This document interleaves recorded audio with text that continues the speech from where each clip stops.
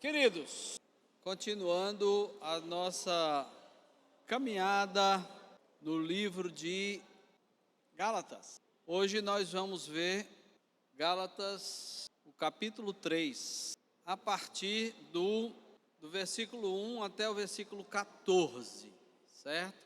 Vamos então trabalhar esse trecho. Só lembrando, Gálatas, capítulo 1, Paulo falou sobre o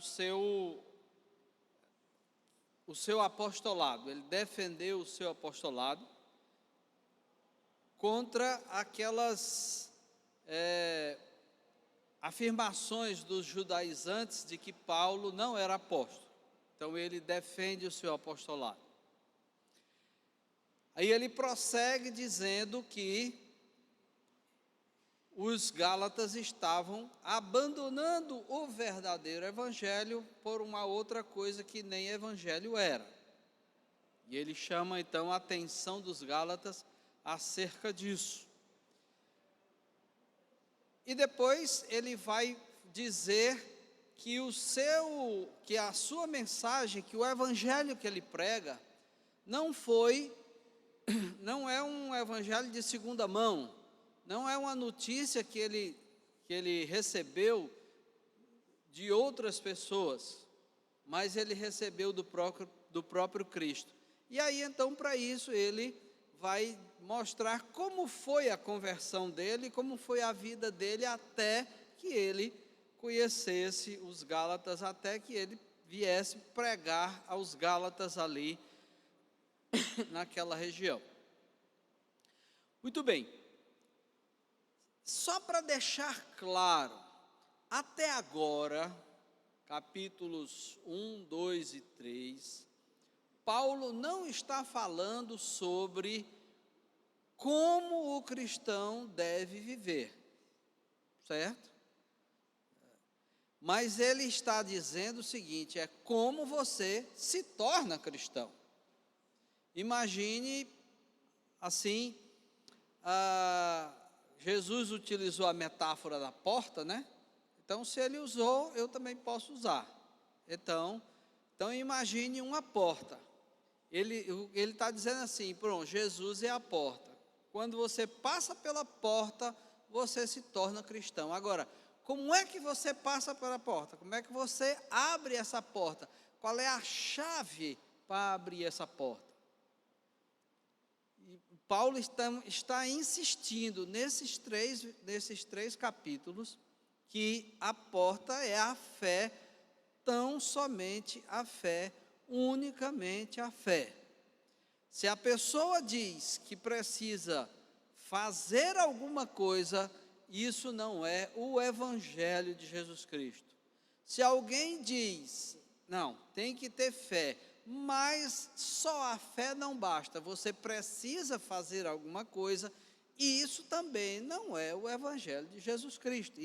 Isso é o que Paulo está dizendo até agora. Depois, a partir do capítulo 4, Paulo vai começar a dizer como o cristão deve viver como resultado da sua fé, como resultado de ser cristão mediante a fé. Então, essa é a questão. A questão é que Paulo está tratando agora é justificação. Como a pessoa é justificada. E é por essa razão que Paulo, vocês vão ver, nesse capítulo 3, é um capítulo, Paulo vai ser extremamente duro com os gálatas. Não é? Então vamos ler, meus irmãos, o capítulo 3 de Gálatas. Capítulo 3, a partir do versículo 1 até o versículo 14. Eu estou lendo, a minha versão é NVI, porque eu considero que ela é uma versão uma versão mais clara, né? Mas não tem problema, quem tiver outra versão não tem problema nenhum, é a mesma coisa. Ó Gálatas insensatos, quem os enfeitiçou? Não foi diante dos seus olhos que Jesus Cristo foi exposto como crucificado? Gostaria de saber apenas uma coisa: foi pela prática da lei que vocês receberam o Espírito ou pela fé naquilo que ouviram? Será que vocês são tão insensatos que, tendo começado pelo Espírito, querem agora se aperfeiçoar pelo esforço próprio? Será que foi inútil sofrerem tantas coisas, se é que foi inútil? Aquele que lhes dá o seu Espírito e opera milagres entre vocês, realiza essas coisas pela prática da lei ou pela fé com a qual receberam a palavra? Considerem o exemplo de Abraão. Ele creu em Deus e isso lhe foi acreditado como justiça. Estejam certos, portanto, de que os que são da fé, estes é que são filhos de Abraão. Prevendo a Escritura que Deus justificaria os gentios pela fé, anunciou primeiro as boas novas a Abraão. Por meio de você, todas as nações serão abençoadas. Assim, os que são da fé são abençoados junto com Abraão, homem de fé. Já os que se apoiam na prática da lei estão debaixo de maldição, pois está escrito: maldito todo aquele que não persiste em praticar todas as coisas escritas no livro da lei. É evidente que diante de Deus ninguém é justificado pela lei, pois o justo viverá pela fé. A lei não é baseada na fé, ao contrário, quem pratica essas coisas, por elas viverá. Cristo nos redimiu da maldição da lei, quando se tornou maldição em nosso lugar, pois está escrito: maldito todo aquele que for pendurado no madeiro. Isso para que em Cristo Jesus a bênção de Abraão chegasse também aos gentios, para que recebêssemos a promessa do Espírito mediante a fé.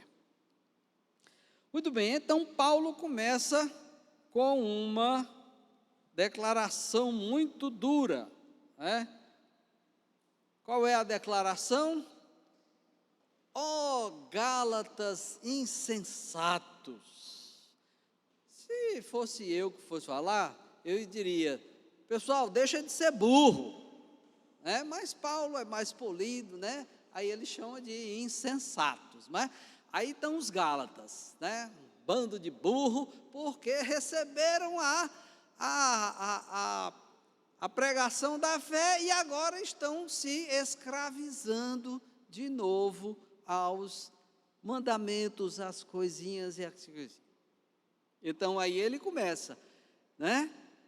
Paulo então inicia chamando os Gálatas de insensatos. E por quê? Por que Paulo, que ele lá no comecinho ele chama os Gálatas de amados, aí ele agora chama os Gálatas de insensatos? A resposta a essa questão é justamente o cerne da carta, que é o que ele vai tratar agora nesse capítulo 3, nesse trecho que nós vamos tratar agora. Então, Paulo entrou de sola, né? Entrou de sola nos Gálatas, né? Não teve questão. Aí o que é que ele diz? Depois que ele chama os Gálatas de insensatos, ele dá uma entrada de sola. Aí ele pergunta: quem foi que enfeitiçou vocês? Quem foi que enfeitiçou vocês? Vocês que estavam, né, andando bem, vocês que não foi diante dos seus olhos que Cristo Jesus foi exposto como crucificado. Quem foi que enfeitiçou vocês? Paulo achava a burrada dos Gálatas tão grande, que ele dizia assim: vocês só podem estar enfeitiçados, porque vocês ouviram a pura verdade do Evangelho e estão abandonando esse Evangelho, né? Aí então ele diz: qual foi essa burrada dos Gálatas? abandonar a mensagem do Evangelho. E qual é a mensagem do Evangelho? Cristo foi crucificado para satisfazer a justiça divina. Todo aquele que crê que o sacrifício de Cristo é suficiente para a salvação do pecador, essa pessoa é salva. Se a pessoa abandona esse evangelho e abraça ordenanças da lei, achando que essas ordenanças vão lhe trazer salvação, está cometendo uma tremenda burrada. Sabe por quê?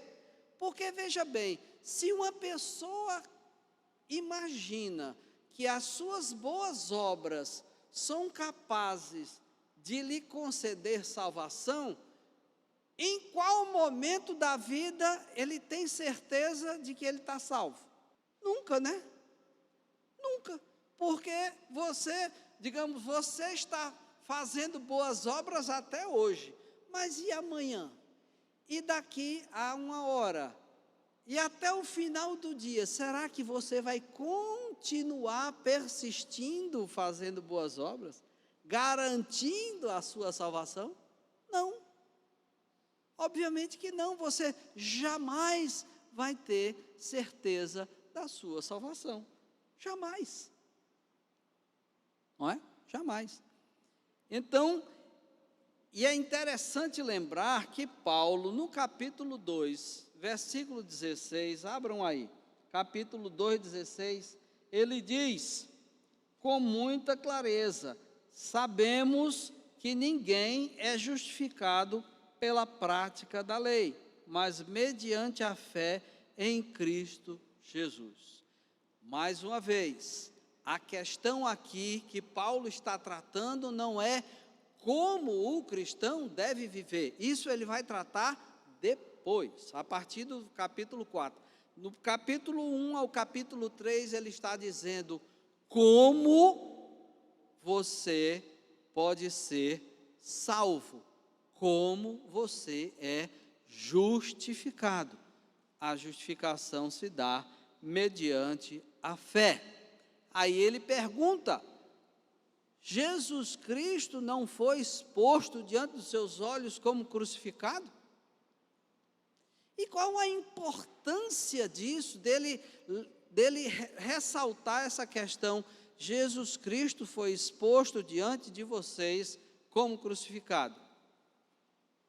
Porque a morte de Cristo é a provisão do próprio Deus à sua justiça. Sabendo Deus que nenhum homem é capaz de cometer atos puros, porque ele mesmo diz lá em Isaías, Isaías diz, todos nós somos como o imundo e todas as nossas justiças como trapos de imundícia. Até as nossas ações mais justas, as nossas melhores ações, elas estão impregnadas de pecado, elas estão maculadas pelo pecado. E isso não pode ser aceito por Deus, porque Deus odeia o pecado. Então, só tinha 2 soluções. Ou Deus condenava todo mundo ao inferno, ou então ele providenciava uma saída, que foi o que ele fez. É por isso que João diz, Deus prova o seu próprio amor para conosco, pelo fato de Cristo ter morrido por nós, sendo nós ainda pecadores. Não é? O próprio Deus providenciou a solução do problema. A justiça de Deus exigia um preço. E o próprio Deus pagou esse preço para satisfazer a sua justiça. E o preço foi Cristo Jesus crucificado naquela cruz. A morte de Cristo é a provisão que o próprio Deus fez para satisfazer a sua justiça. Então, Cristo cumpre todas as exigências da lei. E então, uma pessoa chegar e dizer que o sacrifício de Cristo não é suficiente, eu preciso fazer alguma coisa a mais, ele está dizendo que Deus não fez o trabalho completo. Ele está dizendo que o sacrifício de Cristo é incompleto. Ora, mas se o sacrifício do Filho de Deus, da segunda pessoa da Trindade, é incompleto e inútil, as minhas obras vão ser suficientes? Como pensar numa coisa dessa? Isso é inadmissível. Se o sacrifício de Cristo não satisfez a justiça de Deus, então, muito menos os meus, muito menos o de qualquer pessoa. Então, daí porque tudo está encerrado na fé. Crer que o sacrifício de Cristo é suficiente, absoluto, perfeito, não precisa ser nem repetido e não precisa ser complementado. E para que você possa se apropriar disso, você basta simplesmente crer. Em decorrência disso, aí você vai ter que viver de uma forma diferente de como você vivia, mas isso vai ser tratado posteriormente. Agora, o foco de Paulo é dizer como a pessoa é justificada, através da fé em Cristo, no sacrifício vicário, que é substitutivo, o sacrifício de Cristo. E aí, é justamente que se estabelece o X do problema. No versículo 2, Paulo pergunta aos Gálatas, gostaria de saber apenas uma coisa: foi pela prática da lei que vocês receberam o Espírito ou pela fé naquilo que vocês ouviram? Aí aqui vai se estabelecer uma distinção que vai perdurar o resto da carta. Fé versus obras da lei. A fé versus as obras da lei, certo? E aqui, então, estamos diante de uma questão muito interessante. Paulo pergunta: foi pela fé ou pelas obras que vocês receberam o Espírito? Aí aqui está um ponto interessante. Quando é que o crente recebe o Espírito Santo? É no momento em que ele crê em Cristo. No momento em que ele crê em Cristo, ele recebe o Espírito Santo. Não tem essa história de que você crê primeiro e depois que você faz muitas orações e não sei o quê, aí o Espírito vem e aí você começa a pular e não sei o quê, botar os pés para cima. Não. Quando você crê, o Espírito Santo entra no seu coração. Paulo vai dizer posteriormente em Romanos: todo aquele que não tem o Espírito de Cristo, este tal não é dele. Por quê? Porque no momento em que você crê, no momento em que você é justificado, no momento em que você é salvo, você recebe o Espírito Santo. E você sabe, e você sente. E é justamente o que é o Espírito Santo que vai lhe capacitar a viver uma vida cristã. Porque a vida cristã, meus queridos, é antinatural. Não é natural. Porque as exigências que o Evangelho faz, não é para a pessoa comum. Começa dizendo: ame o seu inimigo, ore por quem lhe persegue. Ora, como é que as pessoas, normalmente, a gente faz isso?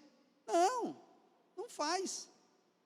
só se o Espírito Santo estiver atuando no nosso coração. E aí Paulo, né? Aí Paulo vai estabelecer justamente essa questão. O X do problema vai ser fé e lei. E aí ele diz assim: vocês até que começaram bem, vocês começaram no Espírito, mas agora vocês estão cometendo essa burrada, né, de querer achar que vocês podem adquirir a salvação de vocês através da obediência à lei. E era a obediência aos preceitos, aqueles preceitos assim: tem que se circuncidar, tem que observar o sábado, tem que comer, só pode comer determinado tipo de comida, tem que participar dessa festa, daquela festa e tal. Ou seja, você tem que se tornar um judeu e depois então é que você pode se tornar cristão. E Paulo diz: não, de forma alguma. Você recebe a Cristo pela fé. Aí ele prossegue perguntando: foi em vão? Eu sei que aqui nas nossas traduções em português, normalmente, diz assim: será que foi inútil sofrerem tantas coisas? Ou então diz: foi em vão que vocês sofreram tantas coisas? Mas um comentarista que eu pesquisei, que eu utilizei para fazer essa aula, né? Um dos comentaristas, William Hendrickson, ele mostra exegeticamente que essa palavra, embora ela possa significar sofrer, ela possa ser traduzida por sofrer, ela também pode ser traduzida por experimentar. E nesse caso aqui, no texto, cabe melhor se você utilizar a palavra experimentar. Aí é porque ele pergunta: será que foi em vão que vocês experimentaram tantas coisas depois que vocês creram? Fica melhor, né? Fica mais compreensível. Será que foi em vão tudo aquilo que vocês experimentaram pela fé, né? E vocês, o que vocês experimentaram? Receberam o Espírito Santo, tudo pela fé, e agora vocês estão querendo desprezar isso em busca de ser justificados pelas obras da lei? Será que isso é razoável? E aí Paulo vai mais adiante, né? Ele diz assim: aquele que lhes dá o seu Espírito e opera milagres entre vocês, realiza essas coisas pela prática da lei ou pela fé? Então ele vai sempre colocando: olha, vocês experimentaram, as coisas que vocês experimentaram pela fé. Os milagres que vocês viram quando eu estive aqui, curando pessoas, não é? Expulsando demônios, etc. Tudo isso vocês viram, tudo isso foi pela fé. E agora vocês estão abandonando tudo isso por conta dessa mensagem que esses judaizantes estão trazendo, e vocês estão se escravizando novamente a essas ordenanças da lei. Aí então ele, na sua argumentação contra os judaizantes, ele apresenta um checkmate aos judaizantes, né? Ele dá um checkmate nesses judaizantes. Esses judaizantes eram hebreus, eram judeus que haviam crido que Jesus era o Messias e até etc., mas eles ainda não haviam compreendido de que a mensagem do Evangelho era uma mensagem universal, e que os gentios não precisavam se tornar judeus para depois se tornarem. Eles achavam que não, que os camaradas tinham. Aí eles chegaram lá dizendo para os Gálatas: olhe, vocês para aceitarem a Jesus, que é judeu, porque Jesus é o Messias dos judeus. Então, se Jesus é o Messias dos judeus e vocês são gentios, vocês não têm nada a ver com o Messias. Então, para que vocês tenham direito de receber o Messias, vocês têm que se tornar judeus. Vocês têm que se tornar filhos de Abraão. Como é que vocês vão se tornar filhos de Abraão? Através da circuncisão. Essa era, em suma, a mensagem dos judaizantes. E aí, então, Paulo vai chegar e vai dar um checkmate nesses judaizantes, buscando um personagem que era muito admirado, né, e venerado, digamos assim, pelos judeus, que é a pessoa de Abraão. E então ele vai mostrar que Abraão foi justificado pela fé e não pela prática da lei. Mesmo porque Abraão é uns 400 anos anterior a Moisés. Uns 400 anos anterior à lei. E nesse momento em que Abraão é justificado pela fé, quando é que isso se dá? Se dá quando Abraão está lá na sua tenda e Deus diz: Abraão, sai aí da sua tenda, olha para o céu aí, está vendo essas estrelas? Pois eu vou lhe dar um filho, vou lhe dar uma descendência ainda mais numerosa do que todas essas estrelas. E Abraão, contra todas as evidências, porque ele já era um homem velho, Sarai, no caso, ainda era uma mulher velha e ainda por cima estéril. Então, contra todas as evidências físicas e biológicas, Abraão creu. E a Bíblia diz que Abraão creu e isso lhe foi imputado para a justiça, ou seja, Abraão foi justificado pela fé. Nesse momento aqui, a circuncisão ainda não tinha sido dada. Deus só vai exigir a circuncisão de Abraão muito posteriormente. Nesse momento em que Abraão crê na promessa, não tinha circuncisão ainda.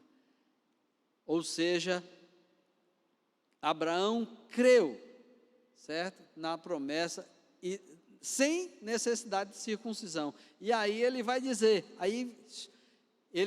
assim: vocês estão falando que os gentios precisam se circuncidar para se tornarem filhos de Abraão? Não, os que são da fé é que são filhos de Abraão. Aqueles que têm a fé de Abraão é que são filhos de Abraão, independentemente de etnia, independentemente de raça, cor, se é branco, se é preto, se é amarelo, se é arábio, se é grego, se é romano, se é judeu, não interessa. Se tiver a fé de Abraão, é filho de Abraão. É o que ele diz aqui. Versículo 6, considere o exemplo de Abraão, ele creu em Deus e isso lhe foi acreditado como justiça. Estejam certos, portanto, de que os que são da fé, estes é que são filhos de Abraão. São os da fé que são filhos de Abraão, independente de circuncisão, se foi circuncidado ou não. O que importa é a fé. Se tem a mesma fé de Abraão, é filho de Abraão. E, inclusive, esse mesmo argumento, você vai encontrar em Romanos, né? Quando a gente estava estudando Romanos nas exposições aqui nos domingos à noite nós vimos isso, que ele também lança mão da figura de Abraão para mostrar que os que são da fé que são filhos de Abraão, né? E ele diz, assim como a fé justificou Abraão, também os gentios são justificados pela fé, certo? Muito bem, e aí então Paulo continua a sua argumentação contra os judaizantes, né? E aí, como se diz no popular, ele pega pesado com os judaizantes, né? E aí, como é que ele pega pesado? Aí ele diz aqui, os que se apoiam na prática da lei estão debaixo de maldição. Antes ele tinha dito que Abraão foi justificado pela fé. Essa fé de Abraão já havia sido prometido que em Abraão todas as nações da terra seriam abençoadas, portanto os gentios já estavam aí previstos, né? Ele diz aqui, prevendo a Escritura que Deus justificaria os gentios pela fé, anunciou primeiro as boas novas a Abraão, por meio de você todas as nações serão abençoadas. E aí para os judaizantes ele diz, já os que se apoiam na prática da lei estão debaixo de maldição. E por que os que se apoiam na prática da lei estão debaixo de maldição?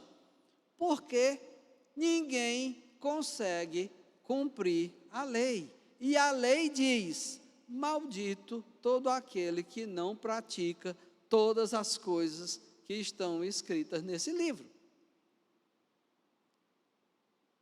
Deuteronômio é muito claro, diz, maldito todo aquele que não cumprir todas as coisas que estão escritas na lei. Como ninguém consegue praticar, não pode cumprir todos os mandamentos, obviamente ele significa dizer que todos estão sob maldição.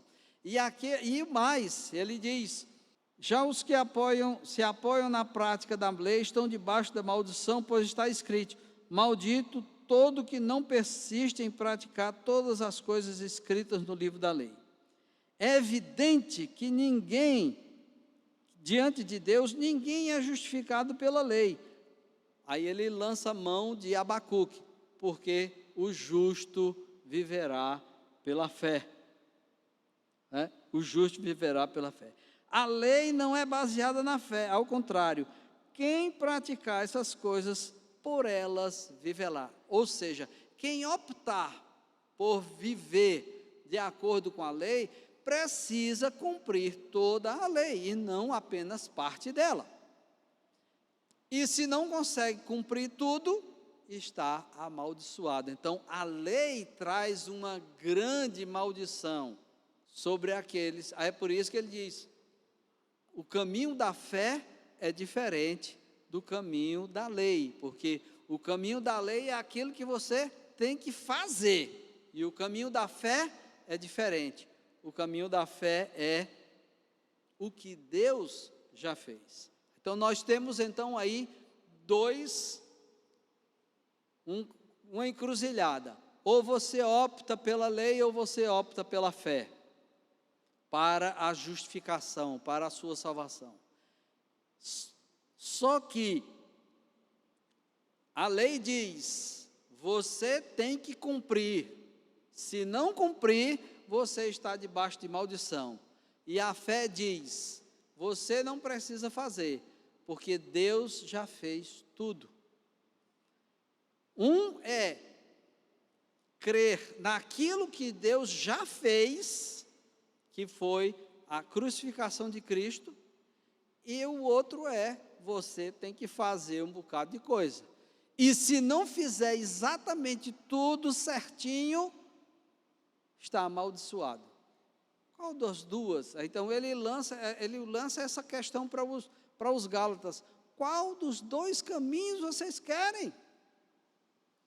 Vocês querem viver uma vida amaldiçoada ou vocês querem viver uma vida abençoada, dirigida pelo Espírito?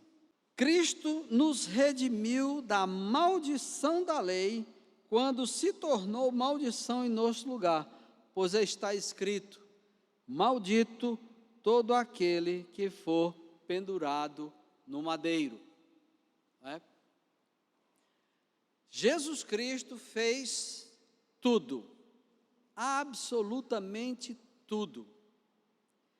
O que a gente precisa, assim, ter bem claro na nossa mente, era que nada obrigava Jesus a fazer o que ele fez. Nada obrigava Deus a oferecer a nós, aos homens, à humanidade, a possibilidade da redenção e da salvação. Quando o homem lá no Éden pecou, afastou-se de Deus, Deus não tinha obrigação nenhuma de salvar nenhum ser humano. Não havia obrigação nenhuma de Deus. Ninguém poderia obrigar Deus a fazer o que ele fez. Por isso que isso se chama de graça. É uma coisa que a gente não merece. E aí tem duas palavrinhas muito importantes que sempre estão aqui na Escritura: graça e misericórdia.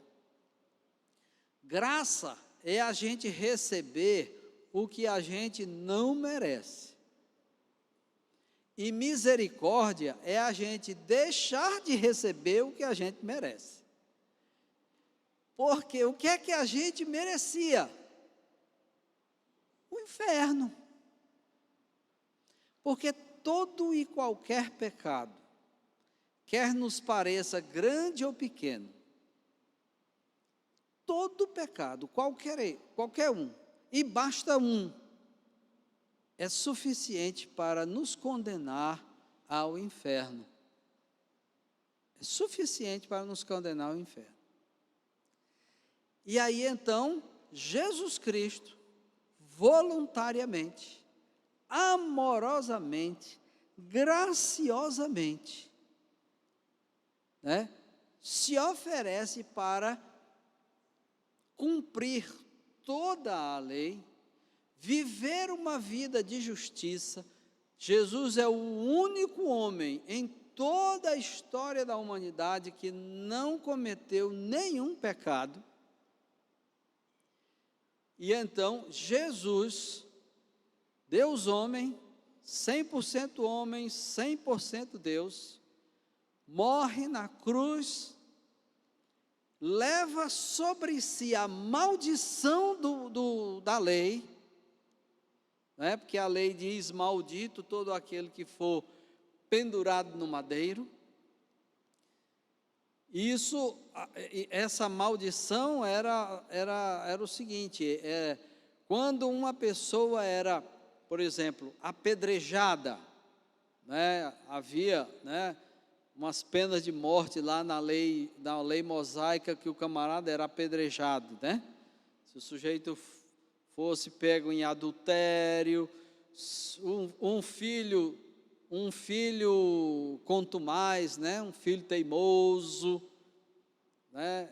também era apedrejado, o idólatra também era apedrejado e tal. E depois do apedrejamento, o seu corpo era pendurado numa estaca, para que todos soubessem que ele era um amaldiçoado de Deus. E Jesus, então, ele, além de todo o sofrimento físico que ele sofreu, né, toda a tortura que ele suportou por amor de cada um de nós, ele ainda foi pendurado no madeiro, que era uma coisa que era vergonhosa. É por isso que muitos judeus não podiam crer em Cristo. Não tem como crer em Cristo. Como é que eu vou crer nesse camarada, que esse sujeito é o Messias, se ele foi pendurado no madeiro e a lei diz que maldito todo aquele que é pendurado no madeiro? Então, daí você vê que essa história foi registrada, é porque é verdade, né? Porque imagine você, se você fosse inventar uma religião, você ia inventar uma religião de que o Deus que você serve, que você adora, ele foi condenado pelo poder existente na época, como um criminoso, foi morto como um criminoso, estava debaixo da lei, debaixo da maldição da lei. Você ia inventar uma coisa dessa? Não é? Era tudo para não dar certo, todos os elementos para não dar certo. Por quê? É por isso que Paulo diz, né, que o evangelho é escândalo para os judeus e loucura para os gentios. Por que era escândalo para os judeus? Porque eles diziam assim: vocês estão dizendo, como é que o Messias, o prometido de Deus, aquele que vai redimir a Israel, morre sob maldição? Não cabe na cabeça de ninguém. Aí o romano olhava e dizia: oxe, mas esse camarada foi morto numa cruz, e o romano sabia que a cruz era a morte mais vergonhosa, mais ignominiosa que existia. O romano reservava a morte de cruz para os criminosos, para os bandidos, para os escravos rebeldes. Para você ver, então, tinha tudo para dar errado esse negócio. Por que o evangelho se disseminou? Por que as pessoas se convertiam? Porque o Espírito Santo atuava no coração deles. A mensagem era totalmente contrária ao que as pessoas queriam ouvir naquela época. Tinha tudo para dar errado. Deu certo, por quê? Porque é o Espírito Santo atuando. Porque não é uma mensagem de convencimento lógico, mas é uma mensagem que fala ao coração. E é uma mensagem que chega dizendo assim: olha, você é pecador, viu? Você é pecador e você precisa se arrepender, porque senão você vai para o inferno. Essa mensagem é uma mensagem, digamos assim,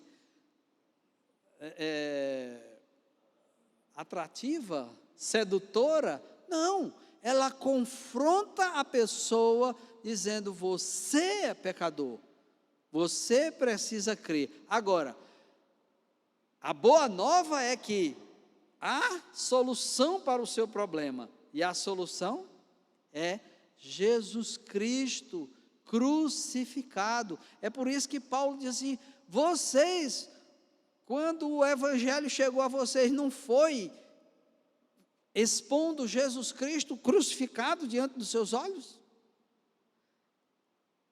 Jesus pagou pelos seus pecados. Você pode ser salvo porque Jesus já satisfez toda justiça divina.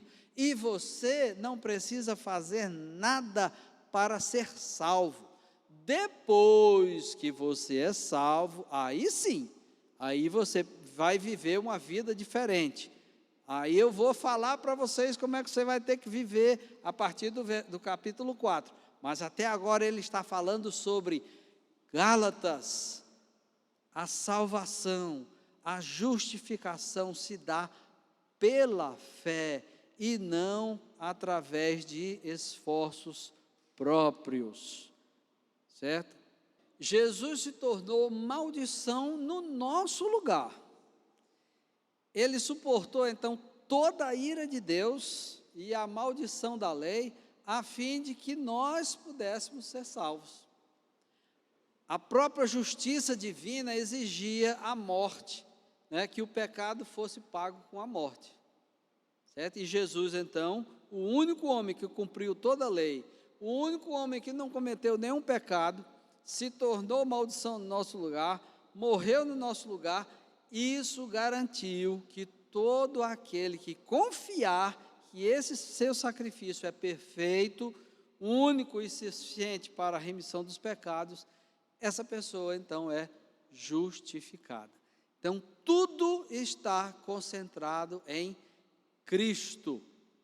Tudo está concentrado em Cristo. Então, acrescentar qualquer coisa a isso é por isso que Paulo é tão enfático lá no primeiro capítulo, quando ele diz: se vier qualquer um de nós, seja apóstolo, seja presbítero, seja um evangelista, seja um profeta, ou até, aí ele faz uma hipérbole, ou até mesmo um anjo vindo do céu, se ele pregar um evangelho diferente desse, Jesus Cristo é a única e suficiente provisão de Deus para a remissão dos pecados. Se vier alguma pessoa, ou mesmo um anjo, pregando uma coisa diferente, que seja amaldiçoado, que seja anátema. É por isso que ele é tão enfático. E é por isso que ele vem batendo nisso, nesses 3 capítulos. A salvação é única e tão somente pela fé. É única e tão somente pela fé.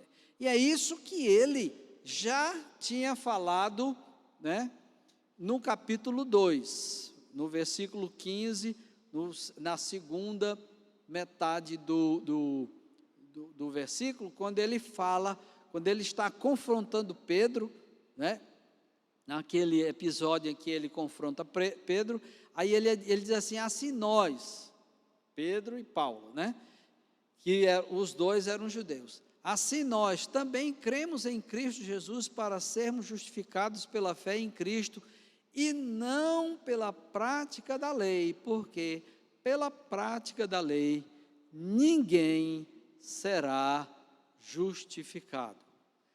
Única e tão somente a fé no sacrifício de Cristo. Ok?